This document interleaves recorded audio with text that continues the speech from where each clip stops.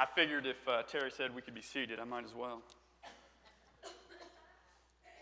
So, bridging, we know what a bridge is, right? Bridge connects one place to another. Bridging is a term in communication when you want to take a conversation from one place to another.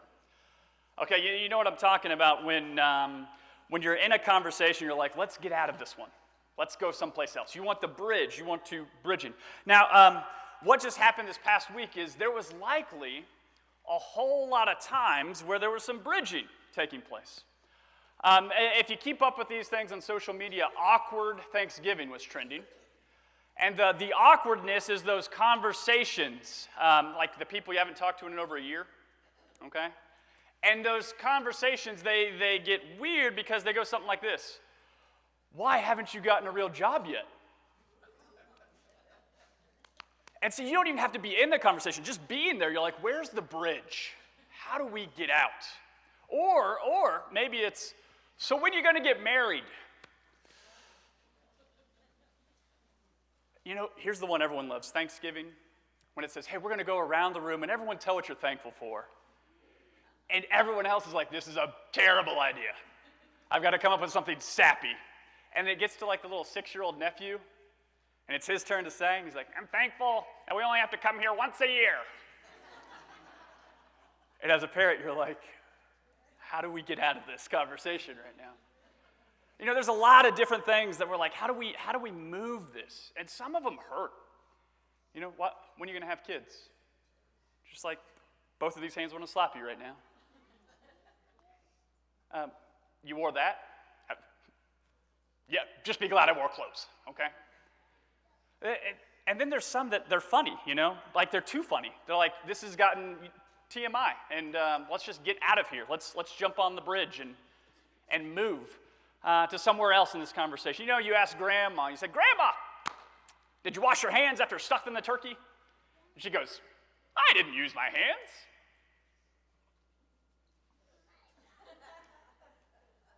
And then someone else is like, we got to get this conversation someplace else, quick.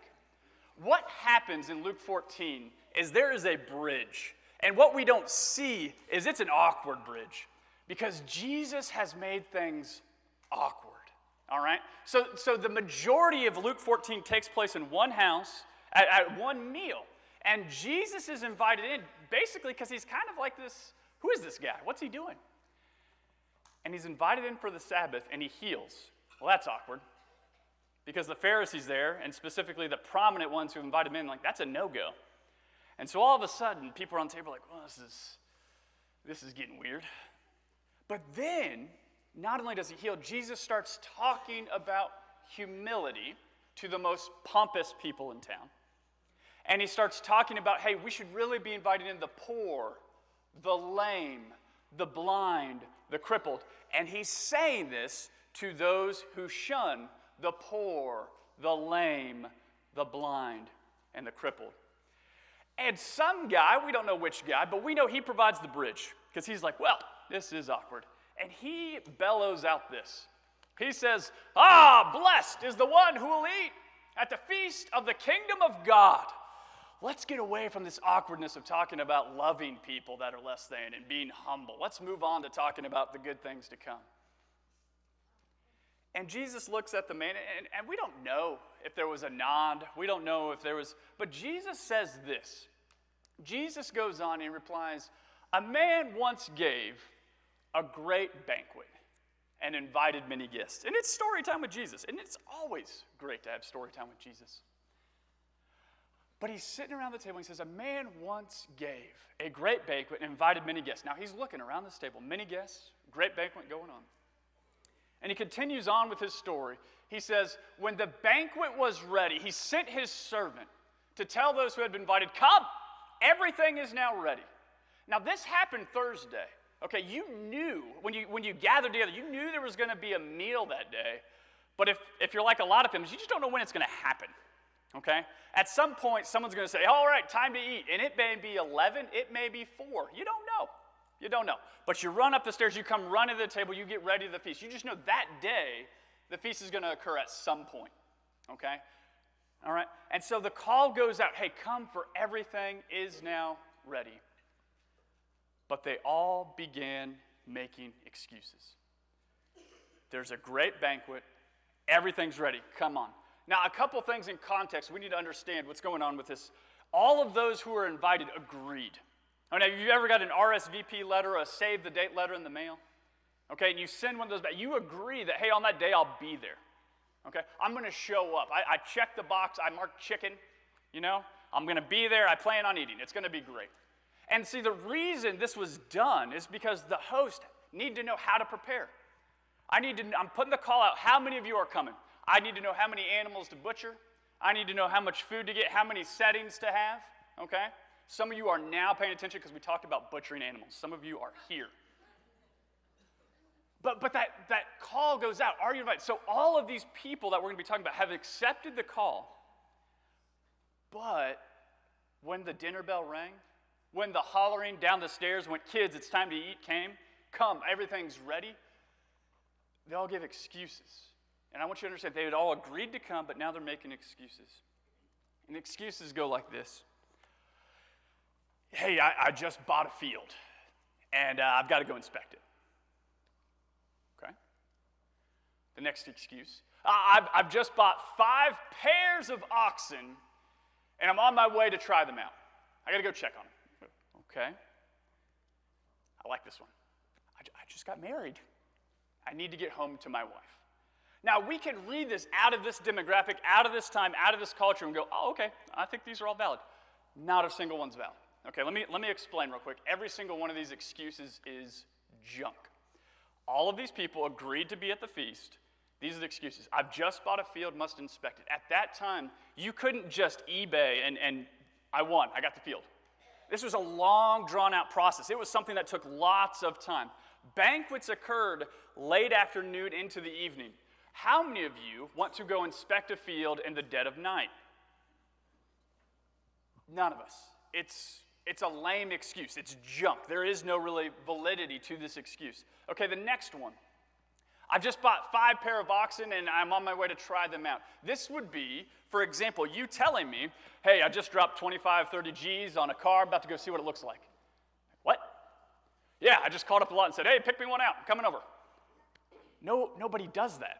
Okay, you know what you're getting. You've already looked at it. You have kicked the tires or the hooves in this instance. You know what you're getting. And again, it's getting late into the evening. You're not going out and poking the oxen as the sun's going down. And by and large, the field and the oxen, they're going to be there the next day. There's not a time frame on these. These are junk excuses. But every man in here goes, well, married. I mean, I'm married. That's a pretty valid excuse. I just got married. I need to go home to my wife. Listen, here's twofold here. You were excused from battle if you were married. Good, okay? You weren't excused from festivities because now is a time to celebrate. Now is a time to have a great moment of celebration. Also, you didn't get married Vegas style like overnight, okay? Again, buying land, taking a spouse, long drawn out processes, okay? They were something that you knew was coming. So, by and large, this person shouldn't have RSVP'd if they knew they were getting married. They should have just said, I can't make it. But they did, and so every single one of these, they're just junk excuses, okay?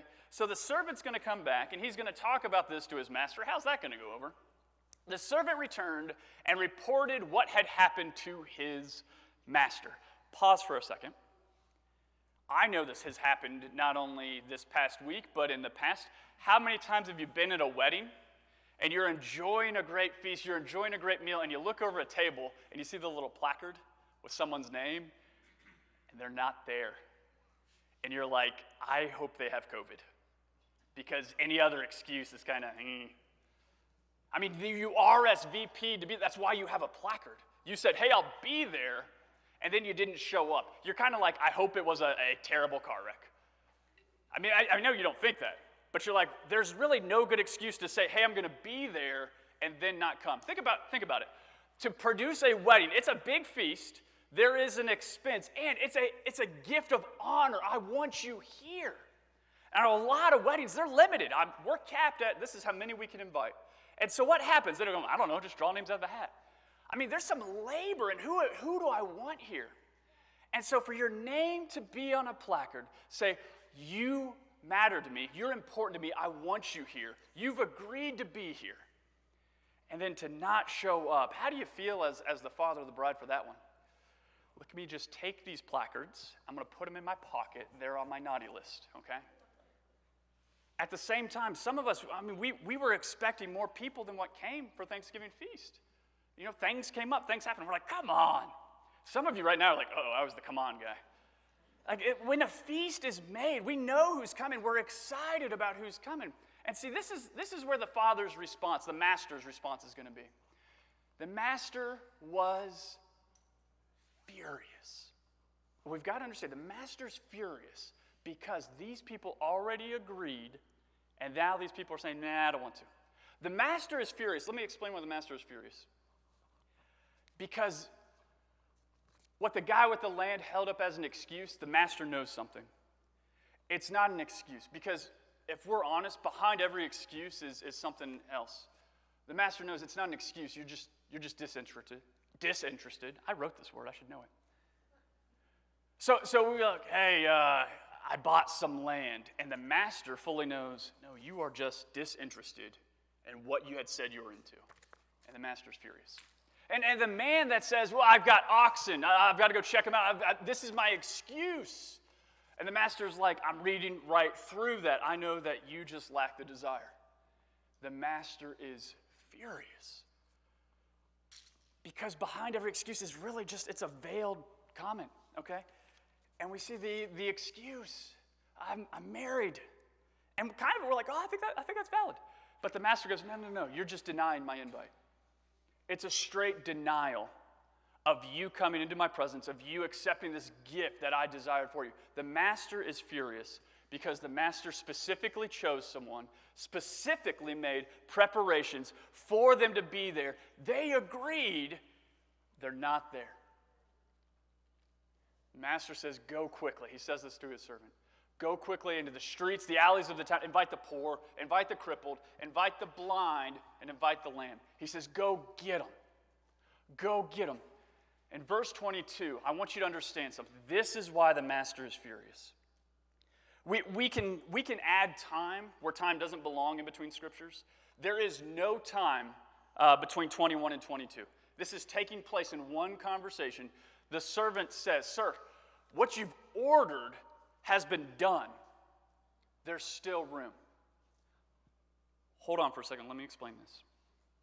The master invited people. They said no. And the master said, be sure to invite everyone. And the servant said, we already did.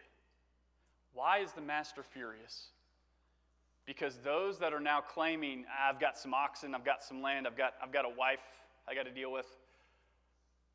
The real excuse, the real reason they don't want to come, and the real reason Jesus is saying to a group of pompous Pharisees who are full of themselves, is that they do not want to accept the same invite that has been given to the lame, the blind, the crippled, and the poor.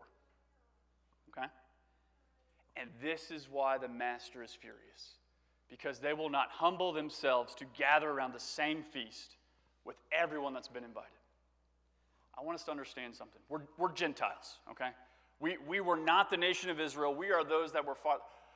We're not plan B. Is that making sense? Now, let me go on here. Let me get to this. His master responded, go out to the highways, go to the hedges, compel people to come in, that my house may be filled. Who has this master invited? Everyone. And then he's doubling down. He says, be sure you have gotten everyone. And sometimes we can hear, as a people, we're plan B because the Jews didn't show up. We're the Gentiles, we're plan B. I mean, God wanted the Jews, and some of them, I mean, they weren't really listening. And so we get to take their, that's not the case at all, okay? Throughout eternity, God has been calling all people. The nation of Israel was held as a light to all people. And the nation of Israel turned around and said, look at us, we're all lit. Ha ha! Rather than shining the light. rather than turning around and letting people draw into the nation, to the Lord. In verse 22, the servant says, we've done it. We've invited everyone. The master says, go. For me to get an invite, what do I need? I'm probably going to need a mailbox. Probably going to need some way of communication. Maybe it's a phone. Maybe it's an email to receive those things. And the master says, I know you've invited everyone. I want you to go even farther. I want you to go beyond. Go beyond the mailboxes. Go beyond those that have the phones to get the text. I want you to go out to the far lanes, the far country roads. Look behind the hedges. Look everywhere. Go find people. I want them in at the feast. Guys, this is our Father. This is our Lord. He says, I have a feast and I want them in. Who? All of them. Bring them all. Bring them all. And we've got to understand something. That while the nation of Israel was made to be a light, was made to give God's law and obey, so people would be brought in, they didn't. They got full of themselves. We see in this meal, in Luke 14, they're full of themselves. They're looking higher than themselves. And the second they realize that everyone's invited, I don't want to come. Felt like a big deal. But if he's getting in, I don't want to be there. Pause for a second. Awkward family moment. You ever had a family member say, well, is so-and-so going to be there? Because if they are, whew, hoy, ouch. Some of you are like, I've never heard that. Well, you're the family member. God is calling his people. God set aside a nation to shine that light, and now they've got so full of themselves, they're just firing excuses. We've got a sad Father, and we've got to understand twofold.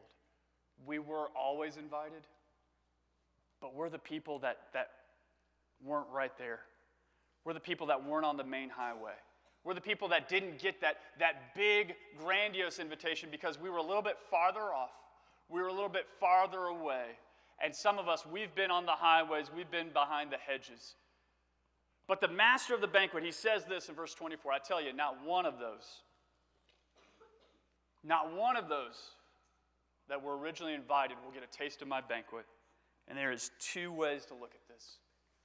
He's telling this story to a group of religious elite at that time that think they are the big deal.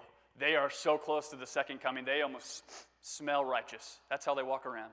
Look at me, I'm holy.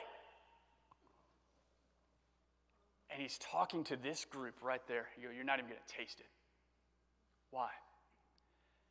Because that invite you have rejected, because the way you treat the poor, the way you treat the crippled, the way you treat the lame, the way you treat the blind, you have ignored and you have given excuses. He is speaking directly to this group. Two ways of viewing this verse. One, their condemnation's coming.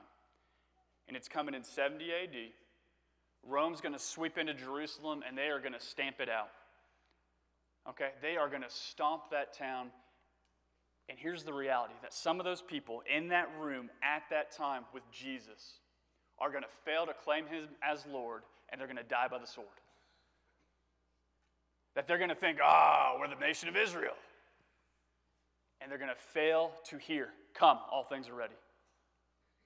They're going to be shattered. Second way to look at this is in our context. That every time we hear the good news, every time we hear that there is a Savior that wants to draw us in, he is the servant. He is the one beckoning. He is the one saying, guys, it's ready. Come, come, come. And if we hear the good news and we say, nah, and we hand out an excuse, and guys, let's be honest, those excuses were either busyness or materialistic. What do people that don't want to hear about the Lord offer up as their excuse? Hey, I'm too busy. I've got some other things I'm chasing. I'm too busy. I got some stuff going on. I'll think about it later. Or man, I need to gain a little bit more at work. I need to grab a little bit more at the store. Black Friday shopping. I don't know. I'm supposed to light my hair on fire and run around and then come home with stuff. Some of you are like, oh, you can do that at home now. Yep, that's Monday. Light your hair on fire Monday. But God's calling out to his people and bringing them. And he wants his people at the feast. He wants no excuses. And I want us to hear this. 2 things. For everyone here, you get 2 things. This is all you have to remember. You're welcome. We're the people of the hedges. We are the people that the Lord doubled down to make sure they know. The nation of Israel was right there. They had the prominent address. They had that immediate connection. Okay? We are the ones beyond. We are the ones outside of the city that God has sent his servant to holler onto. You know what? The feet of Jesus never walked into Heath, Ohio. But his good news has been carried over generations, over oceans, over here to this place where some of you, you've heard it here, you've heard it locally, you've heard it in your family. That's being beyond the hedges. We are the people of the hedges. We are the people that the Master is crying out, I want you, I want you, I want you. Come, come. But there's something awesome that we also need to hear. We are to compel the people of the hedges. Think about this. You're invited to the party to become one that promotes the party. You're invited in so you can spread the call to let people know. I've taken you from out of that hardship and out of that hard place, and I want you to turn around and let people know about the feast. Share. Bring it in. Come, wave them in. Let them know. All things are ready. Come on to the feast. We are the people of the hedges to holler out to the people of the hedges. It's the Father's feast, and how does he want it? Does he want you to get right? No. He wants it filled. It's the Father's feast. How does he want it? He wants butts and seats around the table. And here's the thing. When God has called you, you know who you are. You know what position he called you in. When he hollered out, when the good news came to you, you knew who you were and what you were doing, what dirty things you were involved in, what dark areas of your heart. God knew. And what did he say? Come on. Come on. Leave that there. Come on. Come on. Whatever your mess is, do you realize you still got the message? Do you get that? No matter what the mess is, you have received the message. All things are ready. Come to the feast. Drop whatever filth you're involved. Come into the feast. Drop whatever. That's repentance. Drop whatever you've gotten so overwhelmed with and so overcome with that's of the world, that's beyond the hedges. Leave it and come into the feast. You know, when the Thanksgiving meal call went out, we had kids drop video games. We had adults go, well, I guess I can walk away from this Hallmark movie for a second. It'll be on repeat for the rest of this year. You know, that everyone was involved in something else. But you couldn't have that and have the feast. You see what I'm saying? You had to walk away from whatever, and that's repentance. To say, I'm walking away from this thing of the world, and I'm coming in to your feast, Father. And guess what? You know there's always that one that's straggling behind. The one that they heard the call, but they're not really moving, and you got to yell at Reed to hurry up. And come on, man. And that's what we are, the people that are called in to call out. That when we recognize we've gotten this feast, we look at who's not here. Who's not here? And so that our call as Christians is twofold. Celebrate and enjoy the Father's feast, and then recognize who's not feasting. And call them in and wave them in. That's the Christian life. Feast. So one hand we're eating, and the other hand we're waving people in. Come on, come on. That's what we're waving in. When you get the call, I want you to hear this. It is okay to not be okay. It is okay to come with your struggles. It is okay to come frowning.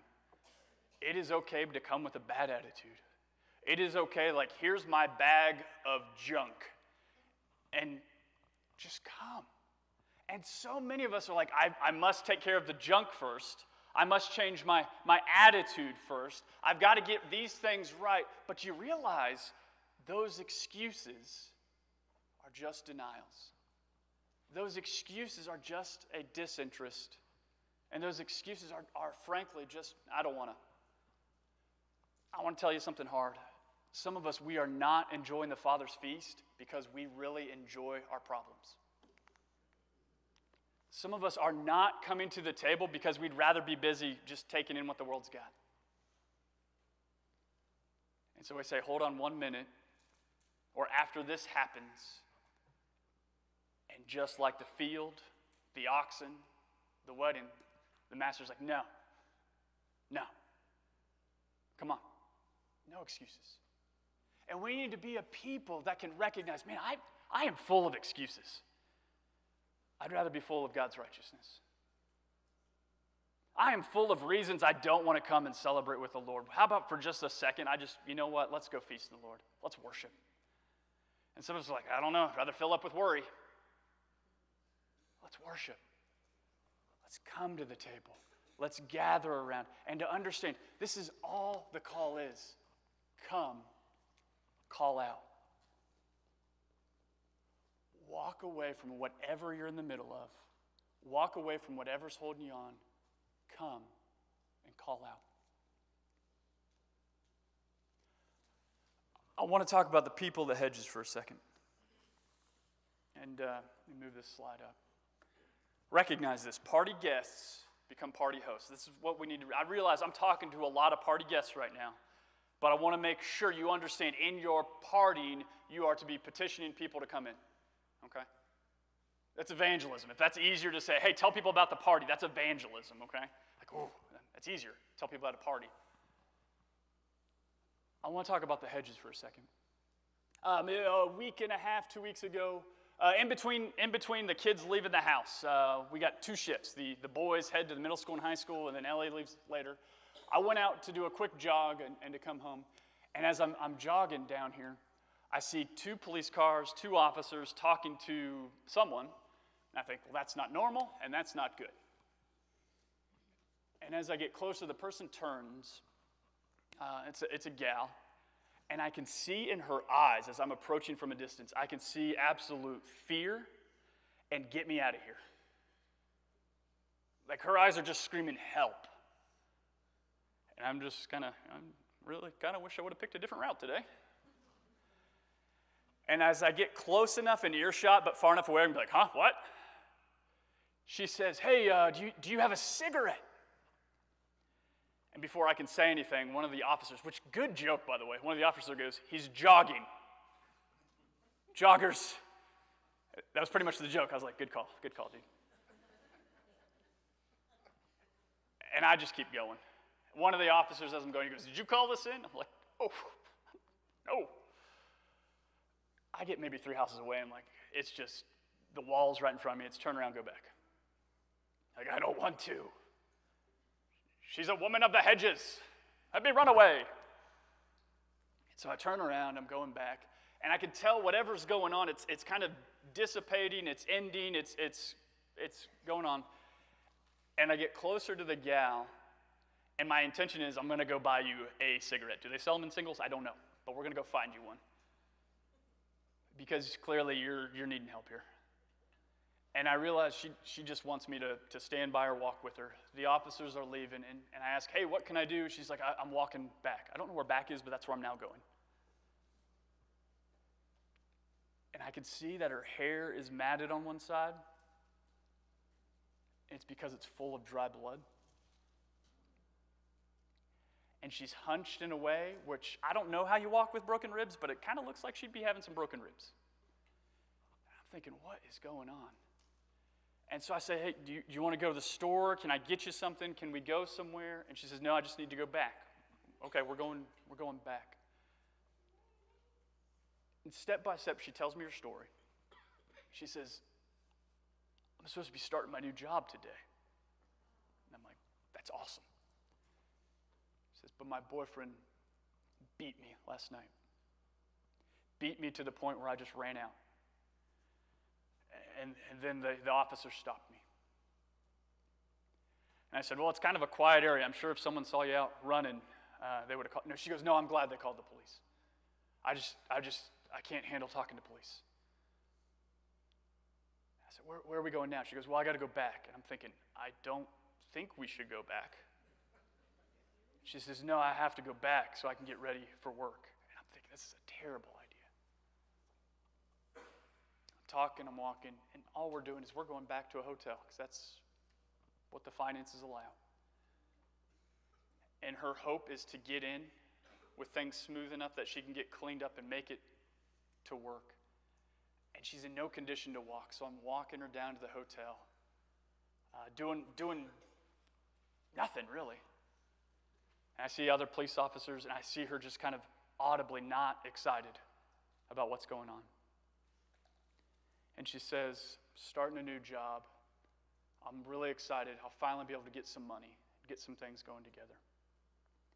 She said, but my boyfriend got really upset and he beat the tar out of her. And I said, well, is that where you're going back to? She says, I have to. No, you don't. No, you don't. It dawns on me, because I've dabbled in enough counseling to know what's going on, that the boyfriend's controlling, and the fact that she's going to have her own job and her own means of supporting herself, he wants to do everything he can to knock that out. And all she's going to do is keep staying in that cycle. And I'm walking her back. We're getting through intersections. We're getting there. And I want to talk about, the church can help. There is something so much better than this. And I've got my whole party invitation ready.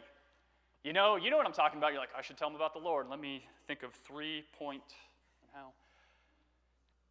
And I want to get back, because I don't want to confront a dude, but I kind of want to confront a dude. And as I watch as one cop pulls up, and I'm making eyes with the cop to let him know, don't worry, I got this, which I don't know if you can visualize it.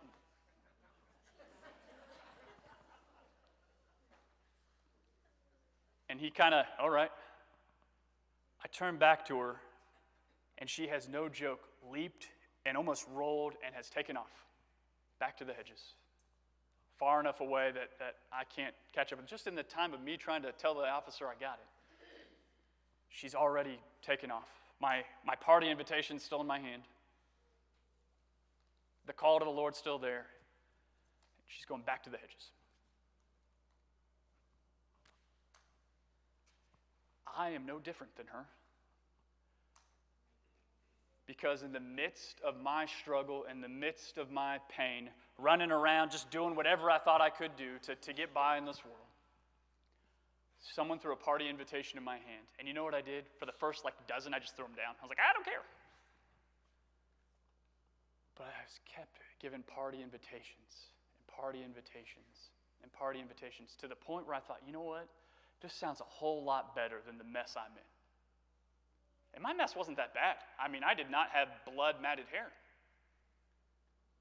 We need to be a people that recognize there is no difference between us and the ones that are beyond the hedges.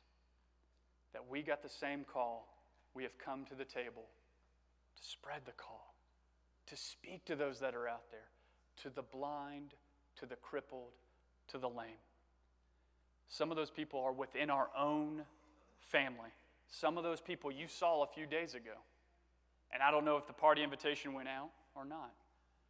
But we need to be a people that above everything else in this life, we know I'm with the Lord, and all I want to do is tell you to come and feast with the Lord. All I want to do is to spread this invitation. Do you recognize that you are loved by God to share the love of God?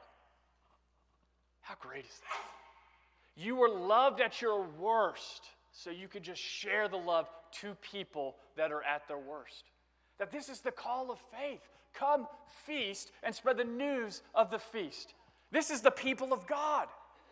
We get to celebrate. We get to eat. We get to feast and to let people know. And this is to be the Christian life, to recognize the mess, enjoy the meal, and to ring out the message. This is our lives. And guys, if we're seeing the mess people are in, let them know about the meal. That's all the message is. Let them know. Come feast. Come know the Lord. Step out from beyond the hedges and come home. You have an almighty God that wants you and loves you. See, I know a little bit about a father because God has graced me with the opportunity to be a father. And you change the worldview when you become a dad. I used to think, man, I can't believe Jesus went through that on the cross. And then I thought, how in the world did a father send his son? That's what becoming a dad does to you. And so I go with Ellie, and we're getting her ready for the bus. And I thought, I don't get to talk to this gal. She's gone. What can I take from that to talk with Ellie? And I said, Ellie, I want you, if you find a guy, you make sure he loves God first.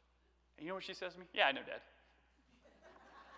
I said, Ellie, this is important. I want you to make sure that any guy you like, he likes God more, he loves God more. She's like, Dad, I know. No big deal.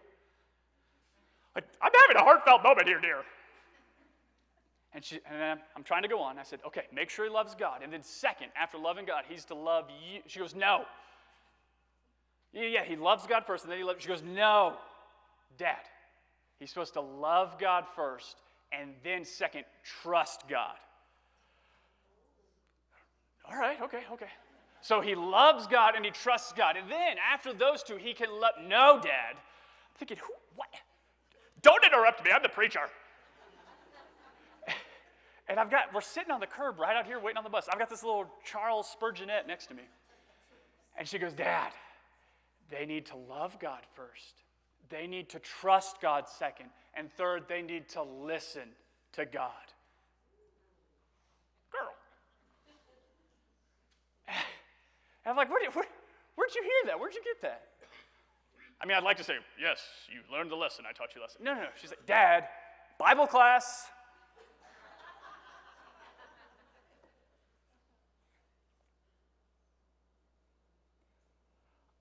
I want to wrap this up with this thought. And listen, celebrate because we're invited into the meal.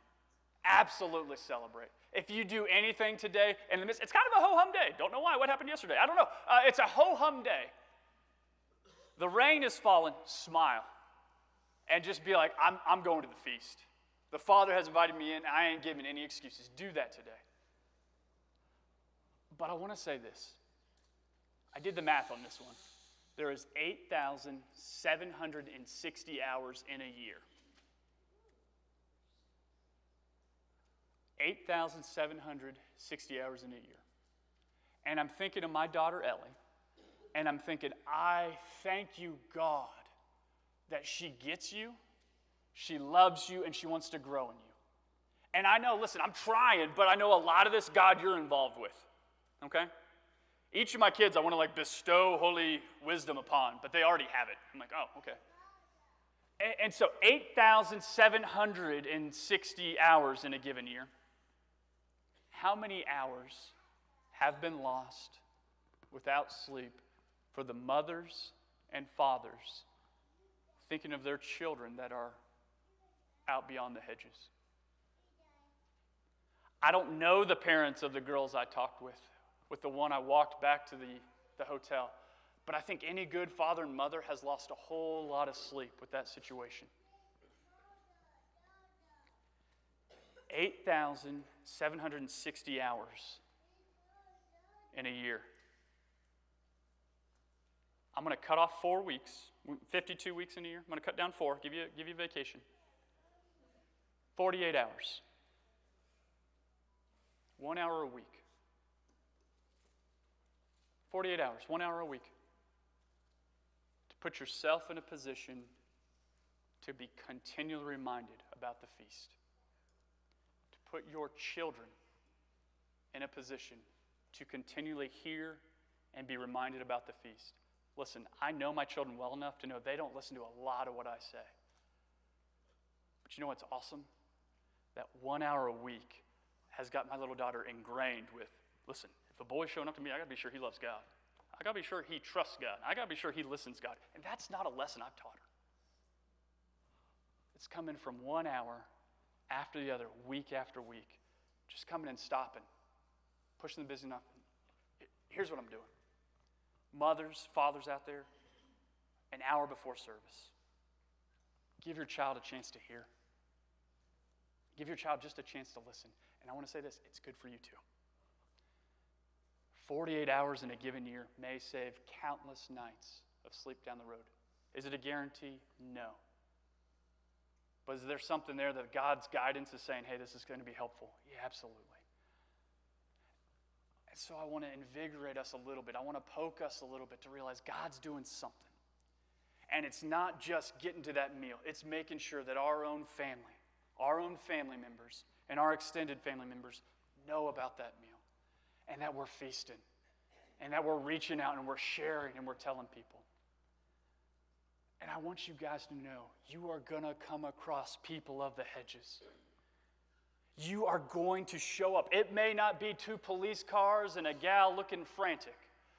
It may be a coworker next to you. It may be a neighbor. But there are people beyond the hedges everywhere in your lives. And we've got to be the people that simply extend the party invitation. We were beyond the hedges. We need to speak to those beyond the hedges. I'm done. Nothing else other than this. Enjoy the feast. Celebrate the feast. I want to invite the worship crew up because guess what? All things are ready. And so when we hear that call from God, come and feast. And when we see who's not there, call to them to feast. You're loved by God to share the love of God.